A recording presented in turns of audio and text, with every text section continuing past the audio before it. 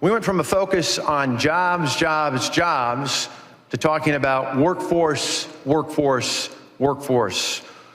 That will be my top priority for 2017 and beyond. Governor Walker laying out his vision for the new year, focusing on putting people back to work. He's moved from talking about new jobs to getting people the skills they need to fill positions already available. The governor says nearly 80,000 jobs are currently listed on the state's job website. Joining me now is the Secretary of Workforce Development, Ray Allen. Secretary Allen, thanks very much for being with us. Thanks for the invite. So when the governor talks about workforce, workforce, workforce, what are you doing specifically to try and make that happen? Well, there's a number of strategies that we have. The governor has invested very deeply in job training programs, our Fast Forward program. He's invested in youth apprenticeship programs. So if you take it at a different prongs, we're looking at engaging populations that haven't traditionally been involved in our workforce. Such as people with disabilities, people who come out of the prison system, reentry, and others who just kind of sporadically were employed. So we're engaging them and training them. So we're in the institutions, in the prisons, training people with skills, setting them so that they have skills when they come out. We're working with our disability community. We've been aggressively placing them in jobs. And certainly we've been doing and working with our partners on people who need soft skills and who need to be engaged and skilled up and need that first job, that first opportunity. Let's talk specifically about Milwaukee. I think what happened this summer in Milwaukee or last summer in the Sherman Park area pointed to issues that have been around for a while, frankly. Right. We have generational poverty.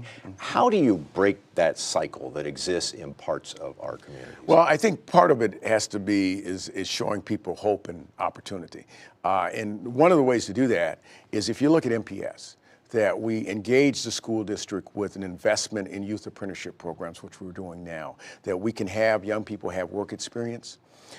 They can transfer that into a registered apprenticeship at the end of their engagement, that then they've got a job at the end of that. It does a couple of things. It allows them to get the work experience, to build those soft skills.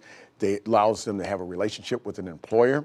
And it also, because they would be going to a tech college to pick up some credits, it'll reduce their college debt at the end if they choose to go into a four-year engagement.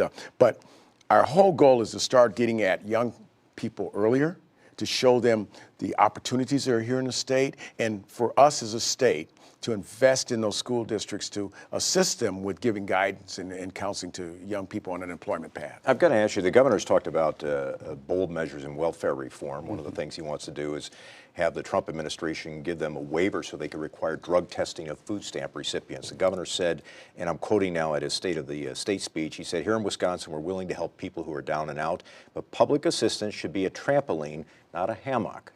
Are you concerned that many people see it as a hammock? What's the concern? Well, I think even if you talk to people here in Milwaukee and some of the more depressed areas, one of the challenges with employers is that many of the people that come to them cannot pass a drug test, so they can't hire them because certain jobs, especially in manufacturing area, require you got to be drug-free.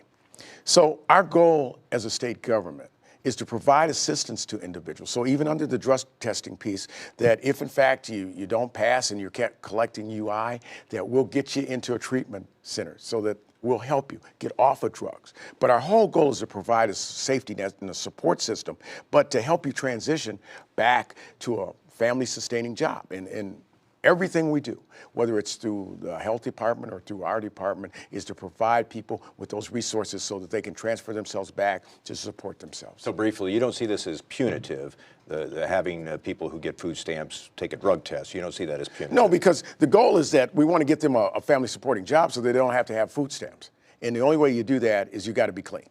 And so it's not punitive. We're going to help them because we're going to get them in treatment.